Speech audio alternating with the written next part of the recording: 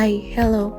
Welcome back to another episode of Mimi's Musings podcast. I'm your host, Ungo Mildred, and I'm so happy that you've joined me today for another review. I feel like I have to say thank you every time I start a new video because of the people who come and watch every week. Because I have a couple of people who make sure they have tuned in, and I'm super grateful for you. Please continue doing so. Do not give up. I just wish that I had more subscribers. And because I want more subscribers, I'm asking you to please, could you share this on your WhatsApp or Facebook or your socials so that at least people can subscribe. Help me get people. Because if you're following me, it means that you believe in me and you want to see me prosper. So I'm asking you to please share this on your socials and urge people to please subscribe so that I could get more subscribers, so that I could get more watch hours, and eventually it's going to make sense. Okay, so I'm still doing it. I'm not giving up. It has been hard, but I'm not giving up. I don't want to give up. I want to continue and just see where it goes, because my writing is the one thing I want to get back to, and it's in the backseat right now, and I hate that it's there. I hope that I get back to it eventually. So before that happens, I want to continue doing this. And maybe at one point, I'm going to go back to my writing, but I won't stop doing this YouTube channel. So help me, support me in both. So if you have never read any of my stories, go to miliana30.wordpress.com and you'll find a couple of stories over there. Read them, comment, subscribe to the blog, and I'll be super happy. Leave a comment over there as well, and do the same here. Subscribe to the channel and leave a comment over here as well. Okay, so on today's episode, I'm going to be giving a review of the movie Just in Time.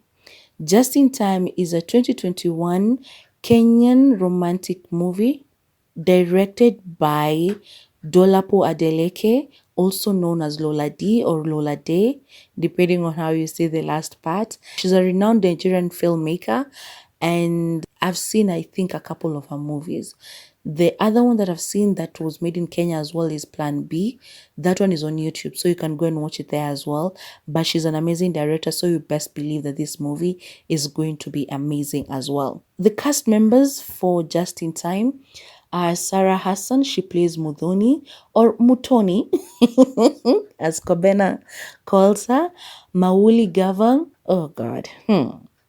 Jesus Christ. He plays Kobena. Piera McKenna, she plays Njeri. Stacey Waweru, she plays Ashley. Kagwe Mungai plays Brian. Eve D'Souza plays Aditi. Martin K. Githinji, Daddy Mato. He plays a MeTube coach. MeTube is like YouTube. So MeTube coach, like a lifestyle coach. He's terrible advice. There's a guy called Andreo Kamau. He plays a bookstore clerk. Fidel Maithia, he plays we didn't get his name actually, or was it Robert? I think it was Robert, or maybe I'm just thinking too much into it. I don't know, I don't remember, but he is Ashley's dad.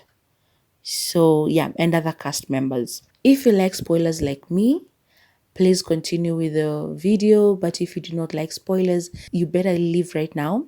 Go away. Go and watch the movie for yourself and then come back and watch this video, because this is your official spoiler alert. So, Just in Time. Just in Time revolves around Mudhoni. She's a bookstore manager who, at the beginning, she's managing the store, blah, blah, blah. And later, Aditi, who is the owner's daughter, like the bookstore's owner's daughter. Yeah, she comes and tells her that the bookstore is being shut down because they're opening a spa at the place after their dad died. So the books have been sold to some online seller or something like that. And so she is shutting the place down and transforming it into a spa.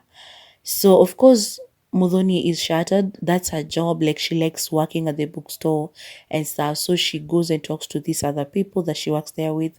Two guys actually that she works there with. And yeah, she tells them and they're all bummed and stuff. So she goes back home. At home, she calls her brother, Brian, played by Kagwe Mungai.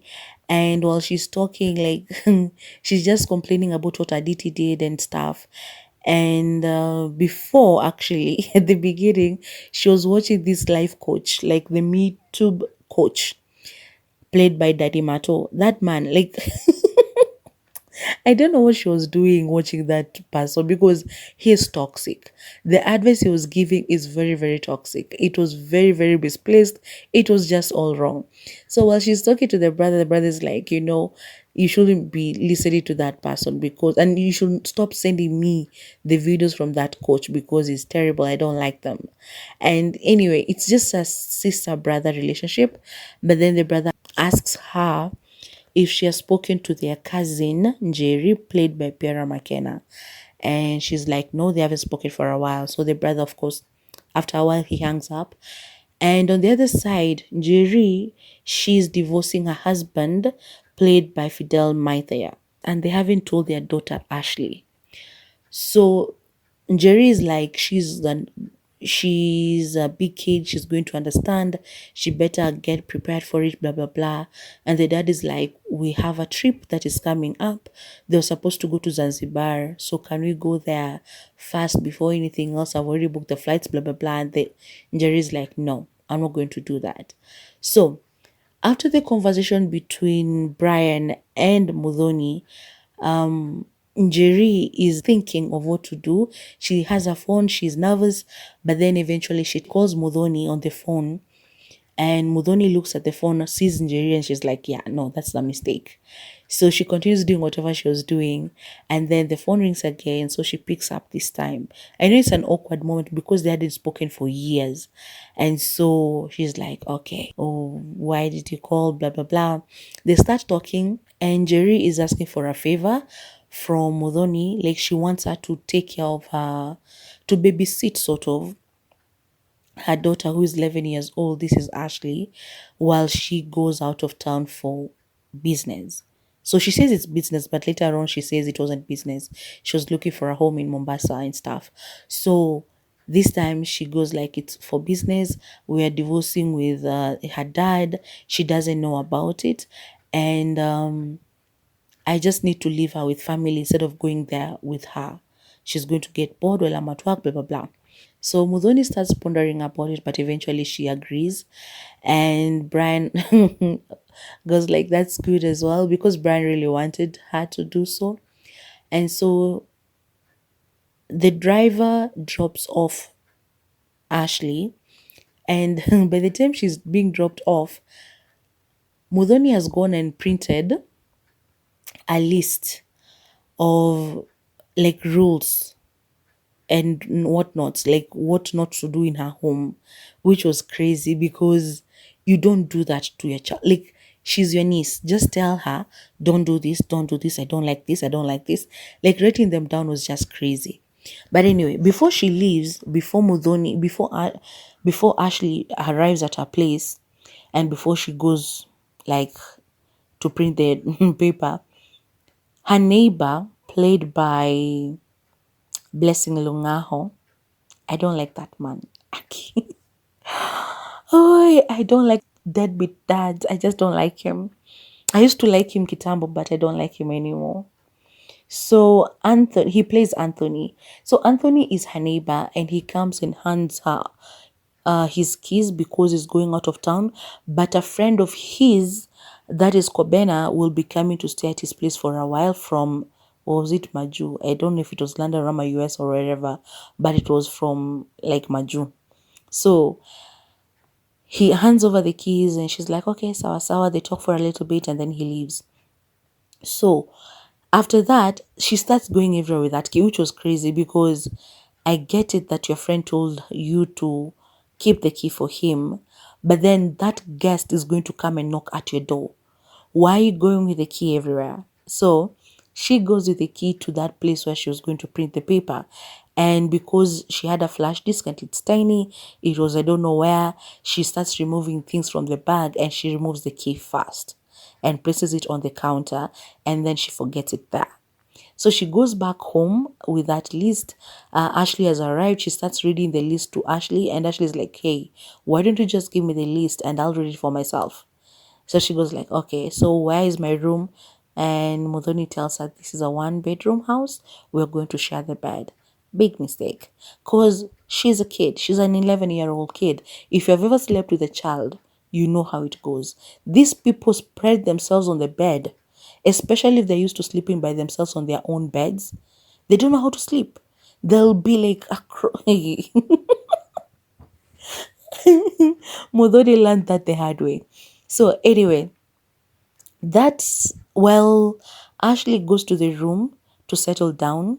The doorbell rings, and it's Kobena at the door. He has arrived, and he says, "Hi, this man is hot. I mean, gosh, oh, Ghanaian man, I beg."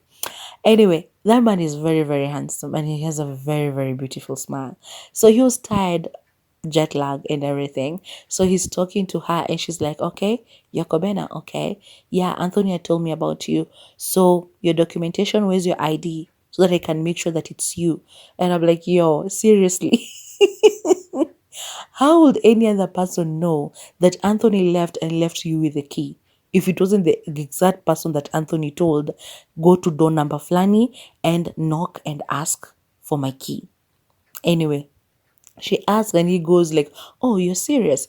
So he produces his passport and shows it to her. She checks it out. Like, you see how the passport people check your passport at the airport? That's how she was doing it. Like holding it at arm's length and looking at it and looking at that person. I was like, yo, this is too much. But anyway, that's the kind of person she is. But yeah, if she does that, she's like, okay, you've passed, so just give me a moment. She locks the door and goes to check for the key, and the key is not there because she left it at the counter at the printing place. So she checks her bag, it's not there. And then she goes back to the door and tells him, why don't you come in and wait for a while? And he's like, no, just give me the key and go and sleep because I'm tired, blah, blah, blah. And she's like, actually, I think I left the key in the car because it had to be with me, on me at all times. And I didn't understand why. Because the guy was going to be coming at the door. So why did you have to go with it everywhere you went? That was crazy. But anyway, so she goes and checks in the car, and the guy comes in, stays in the house.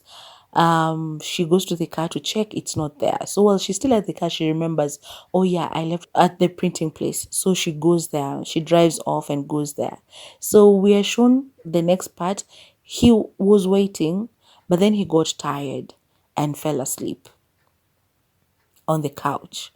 So like he didn't lie down, he just, like the way he was sitting, he just fell asleep like that. And so this part we're shown that Ashley and Mudhoni are standing there looking at him, and they're like, so should we wake him up? And Mudhoni's like, no, like, do you think that we can just go to sleep and leave him alone, leave the key where he can see it when he wakes up? And she's like, and Ashley's like, hey, we don't know him, he's a stranger, we can't just go to sleep and have a stranger in the house. And so she decides to go to sleep, and Modoni tries to wake him up. So she hits him, she does what she calls his name. He doesn't wake up. She takes the keys and like lifts them and releases them on the table, which is a glass table. So of course it makes some noise, and anashtuka anaamka. So when he wakes up, he's like, oh, I'm so sorry. And she's also like, oh, I'm sorry, I didn't mean to wake you up. And he's like, oh, I'm sorry, I just wanted to shut my eyes for a few minutes, and I ended up falling asleep because it's late now. It's like at 9 p.m. I think. And so he takes the key and he leaves. So she goes to the bed because she has told Ashley, like, sleep on the left side. I think the right side is mine. But when she goes to the bed, the baby girl has spread herself across the bed. Mkono moja huko, nyingine kule, mguu huku, like So she tries to push her away, but she comes back and starts kicking and stuff. It was just a funny scene. And so Modoni leaves, takes her pillows, and goes to the sitting room to sleep on the couch. The next day, she wakes up in the morning and makes breakfast, pancakes. It reminded me of something that happened to me with my cousin a couple of years ago. Making pancakes for kids is just crazy. But anyway, she made the pancakes, and Ashley comes and goes like, "I do not eat pancakes." She's like, "What?" She had made a lot of pancakes, so she took some for Kobena to like apologize for waking blah blah blah, like it was crazy, and for also just misplacing the key in the first place and all of that. So he's about to leave, so he's in a hurry and they don't really talk. So she's like, okay. But later on he brings back the plate, and the person who opens the door is Ashley. So she doesn't really like him because she saw him asleep in their living room, which was crazy. I didn't know why she just didn't like him from the beginning, but she softened up to him. So he's like, "Do you know me?" And she's remembering, like, "Yeah, you were sleeping on our couch yesterday." But yeah, so he hands over the plate and then he leaves because she didn't let him come in. Because when Mudhoni called Ashley and to ask, like, who is there, she just locked the door on his face. And it was weird, but it was funny. But anyway, so Mudhoni is at a loss because she doesn't know how to make Ashley happy.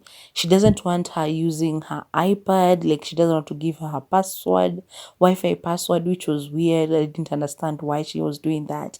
Like, yeah, what it was squeezing in. You know, like how you put your mindset the way you are raised and you start treating the kids wasahi that same way. That is what she was doing. Like, why do you need the Wi-Fi password? What are you doing online? Blah blah blah. She's like, I'm watching Netflix, I'm doing this, I'm doing this. And she's like, no. It was I was like, yeah, no. Just give the password to the kid. As long as they're not going to check dirty things online, it's okay. If it's just like watching Netflix in his hour. And also the mom had told her to always have her iPad charged, her tablet charged, so that she can be able to reach her at all times. So anyway, and she was just tense, always like hovering around. What are you doing? So like, I thought you were studying, now you're watching, blah blah blah. I also got tired on behalf of Ashley. So she goes and starts chatting with her brother again. So this is Modoni. She starts chatting with Brian and asking, like, I don't think that she likes it here. What can I do? And Brian gives her good advice. Just ask her what she wants to do and she'll tell you. So she goes and asks her because she's in the bedroom and she's like, so what do you want to do? Where would you want to go? She's like, right now, no. Tomorrow, because now it's like nighttime, so tomorrow. She's like, we can go and have ice cream. I know this really good place, and my mom only allows me to go there every once in a while. And so she goes like, okay, sawa sawa. So the next day they go to the ice cream place. Actually, yeah, that day they were going to the ice cream place is the day that Nani was bringing, Kobena was bringing the plate. So yeah, after he dropped the plate off, then they left to go to the ice cream place. So while they're there having ice cream, Kobena calls Modoni's cell phone and he's like, I came over to your place, but I didn't find you. I found somebody else. Yeah, that's my niece, your niece. I thought she was your daughter. Maybe you're married, blah, blah, blah. And I was like, he's flirting. Trying to check if she's single or what. So um she goes like, that's my niece. And so they talk for a while. So one thing leads to the other and she ends up inviting him to have lunch with them because he wanted to buy them lunch as a thank you for the pancakes. And so she sends him a pin and he joins them. They have lunch, but of course Ashley is very skeptical about this guy the entire time. So there's a part where Aditi calls Modoni to talk about the bookstore and stuff. So while she goes to answer the phone, she leaves the table and she leaves the two of them behind. And so Kobena goes to speak and Ashley's like, we don't have to talk, we don't have to do that. Like And I was like, that's such an introverted thing to do, because I will do the same, or I will just take my phone and earphones out and just put them on, so that like that's just me telling you, don't. If you just want to, just don't do it. Shh, tunyamaze tu, si lazima tuongee. After while she talks to Aditi goes like, I need to see you tomorrow. Can you come so that we can talk about the bookstore? And she goes like, yeah, okay, so we'll meet tomorrow. And so she goes back to the table and she's like, I have to meet my boss tomorrow, but I don't know who I'll leave Ashley with. So she looks at him and she goes like, I know we have just met you, blah blah blah, but could you please?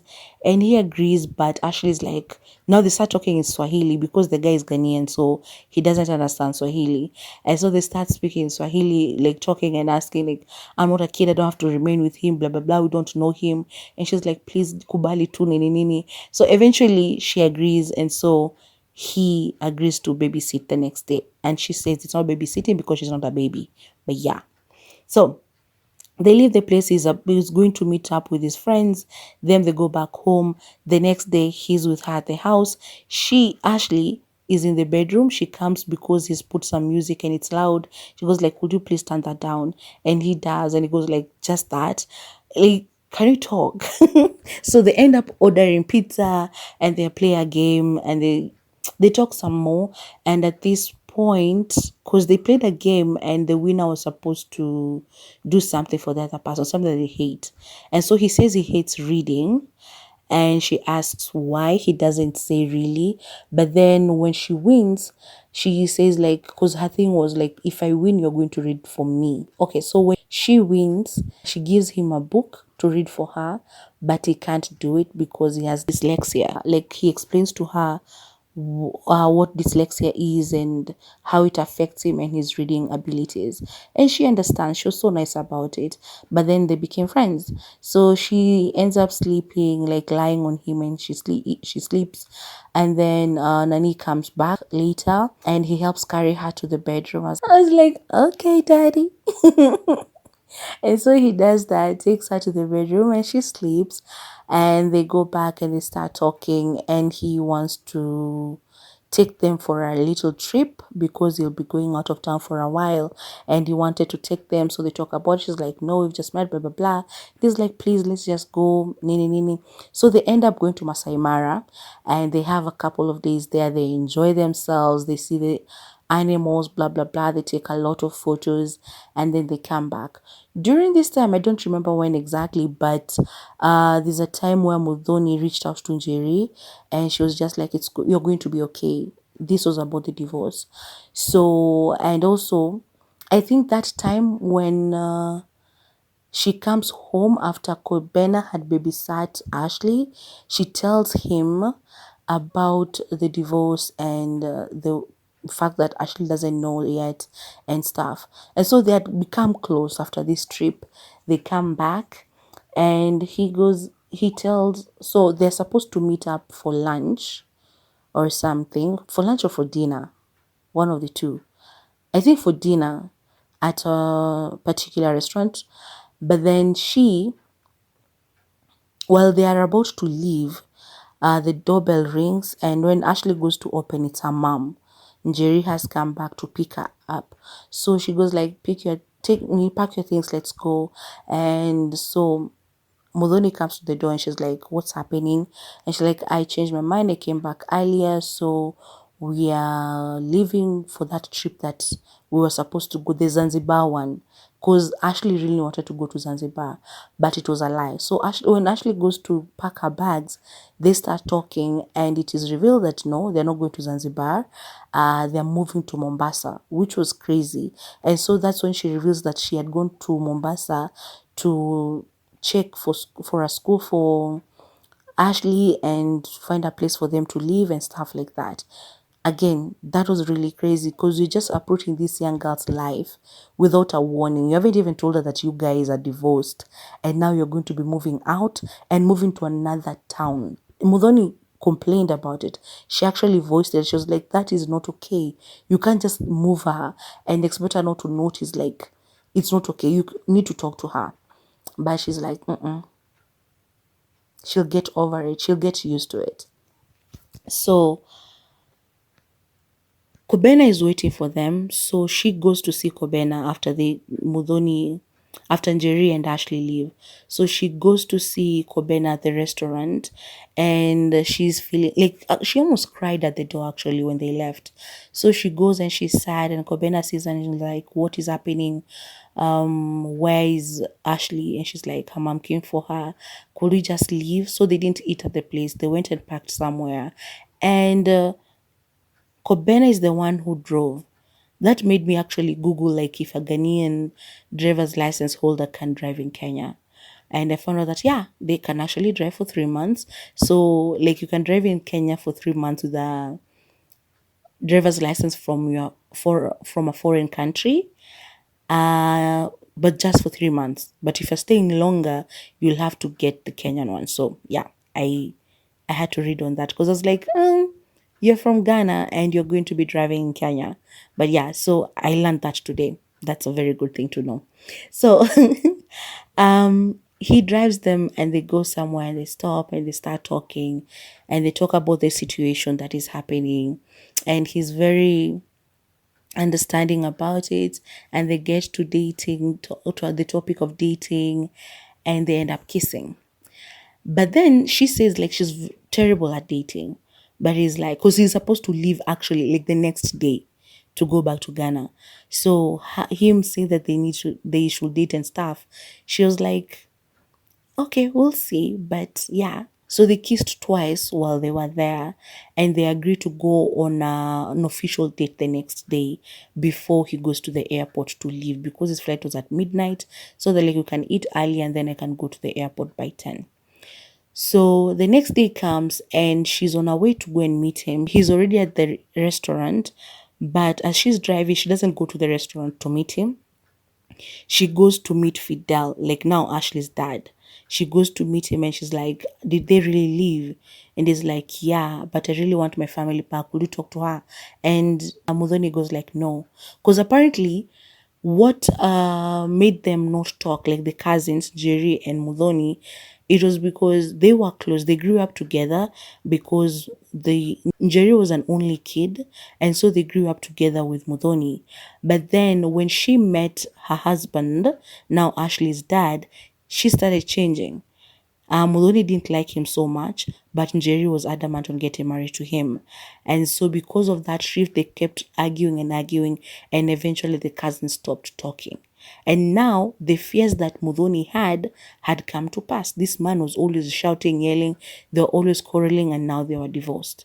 And so now he's asking Mudhoni to talk to Njeri for him so that they can come back because he wants his family back. And he's saying that he can change, blah, blah, blah. I was like, no, boy, no, no. If you haven't changed for the 11 years that you've been married and you've had this kid, then you're not going to change now. So I agreed with Mudhoni when she was like, no. And so she doesn't go to meet up with Kobena. So Kobena waits at the restaurant and eventually gives up and he leaves because he can't miss his flight. And so she doesn't call him to explain anything. I think he tried to call her, but she didn't pick up. And so it seemed like that was it. So after he leaves, she goes back home and, she's like moving on with her life. But then one day she's at home and the bell rings and at the door is Ashley and her mom. So the cousins reunited, they made up and everything. And her job, Aditi had told her that day that they met, by the way, she had told her about like the person who was supposed to have bought the books. She was the one who was buying them because her dad was her favorite and she wanted to keep his dreams up and everything. And so she had to lie to the brothers that she had sold the books to somebody else, but she's the one who bought them, and they wanted to revamp it and make more sales. Because nowadays actually like books, like libraries and bookstores, they aren't there really because everybody is reading ebooks and stuff. So she had to make sure that they are going to be making sales. And so she went back home and came up with a plan after Ashley left. And that was to do like like a place where kids can come and read and stuff like that. I don't know. You have to watch the movie to understand it well. So her job was now secure and she was okay. And so we moved to a couple of months later. It is Ashley's birthday, and Modoni and Brian come in, and they put the gifts somewhere, and she's like, who are these from? And she's told, like, I think Jerry did not respond. Yeah, she was like, where's the birthday girl? She's in her bedroom, but she wasn't. She was in that room. So the person was in the bedroom, and the person who had brought this gift that she was asking about was Kobena. So Kobena had come back after a couple of months. So she goes to the bedroom, knocks, and when she opens, it's Kobena who's there. And these guys had chemistry, yo. So they smile, Kobena makes a speech, and they kiss. And so they go back to the party and they celebrate, they sing happy birthday, they blow out the candles, they have a celebration, and the movie ends there, if I'm not mistaken. I always watch these movies to the end, but then once I'm recapping them, I tend to forget some parts. I'm like, is that where the movie really ended? Ama kulikuwa na another scene? Because I don't think there was another scene. I think the movie ended at that party. So go and watch the movie and tell me if I'm correct or I'm wrong. So yeah, but I feel like it ended there with everybody happy and right to where they were supposed to be. So this was a romantic movie. It wasn't like a rom-com, it was just romance, and it was good. Last Wednesday's movie, A Legos Love Story, those characters, the main characters, I told you, they didn't have chemistry. But in this one, Mudhoni, or Mutoni, as Kobena called her, and I wonder why she didn't correct him. She could have just gone like, it's not actually Mutoni, it's Mudhoni. And he could have just said it the right way. So I don't know why she was just like, yeah. But I think it is because she was flabbergasted by him. He is a handsome guy. And I think that's why she didn't correct him. So yeah, they had moments, like from that first moment when he says Mutoni, and she goes like, yeah. I think her face, you could tell that she liked him. And also, like, there's this other part where they're at the restaurant. Actually, when she took the pancakes, and also when he called her while they were at the ice cream place, the way she was talking to him and smiling and everything, he complimented her on the pancakes and she felt so good. Like she wanted his attention, sort of. That's how you build up that chemistry thing. This is something that a Lagos Love Story failed in doing, because this one they built it up and you could see it, the way he talked to her, the way he confirmed if he has a boyfriend or husband or whatever. Like you could see that they were interested in each other, even to that moment where they were talking and he was like, we could date, blah blah blah, and she was like, I'm not good with dating and stuff, relationships and stuff. Even that moment, like they had conversations about it. You could see the chemistry. They were smiling all the time while they were together. That kiss, when it came, I was like, yay. I was like, yay. Because you felt it. You could feel their chemistry. They're beautiful people. Sarah Hassan is beautiful. And Mawuli Gava is, whoa, Jesus Christ. That man, God was happy when he was making him. Tall, dark, and oof, yeah, handsome. Very, very handsome guy. And so, two beautiful people, and their chemistry was eclectic, and they're smiling all the time to each other. And even when they were talking, you could just feel like, yeah, these guys have chemistry. And it was just a feel good movie that I really, really loved. And I'm urging you all to go and watch it on Netflix. Okay. So, the story was simple. It's a feel-good movie. Like you can watch it with the entire family on a Sunday afternoon after church.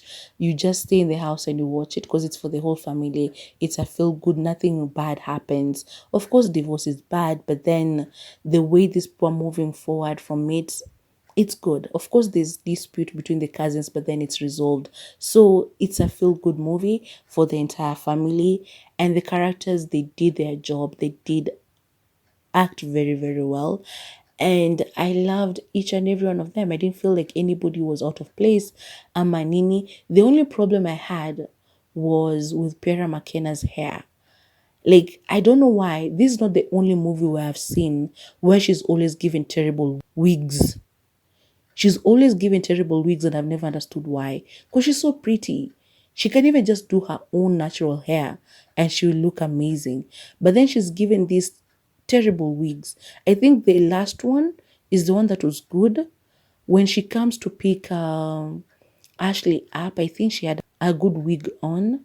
And also when she goes to, when they come back to Mudoni's house and at the party, at the last one. But the one that we see her first, oh, that wig was terrible. But anyway, the characters were so good. The acting was amazing. The direction was good. Cinematography was amazing. I'm not so in tune with like camera work and stuff.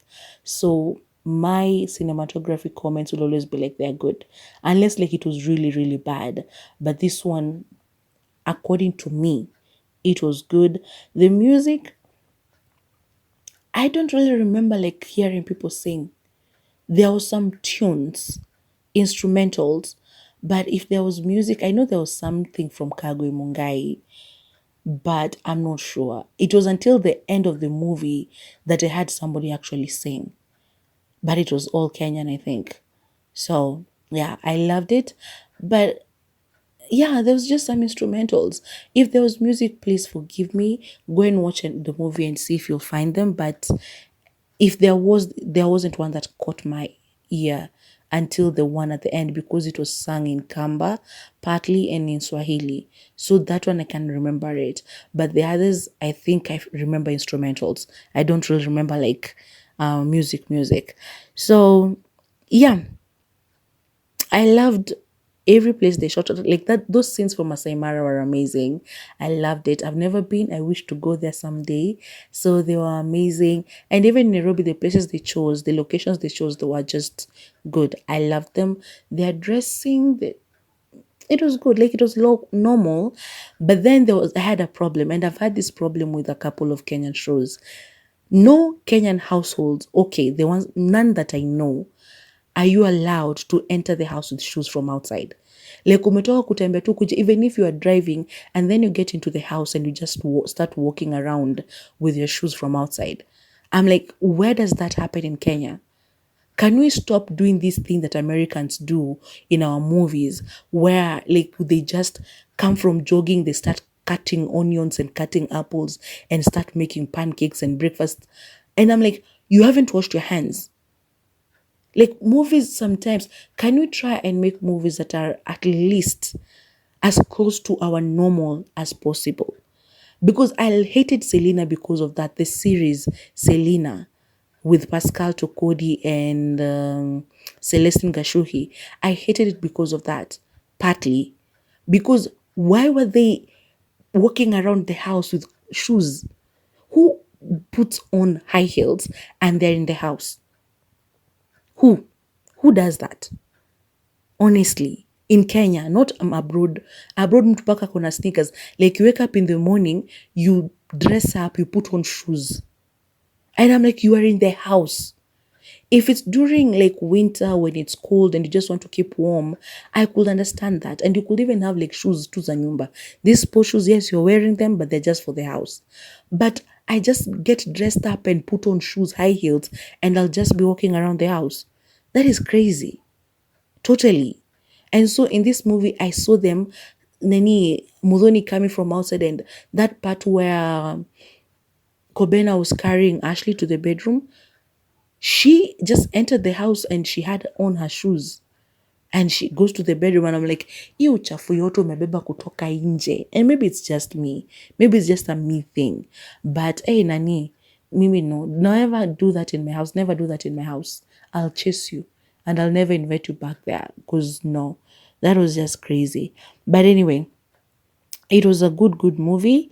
I love the chemistry between the characters, even between Ashley and her aunt, like, and her mom. It was such an amazing, they had such an amazing chemistry. And I feel like all the characters in the movie were utilized. Nobody was there to waste time. Like, each and every one of them, even if they were just there for like one line or whatever. It was amazing. I loved the entire movie.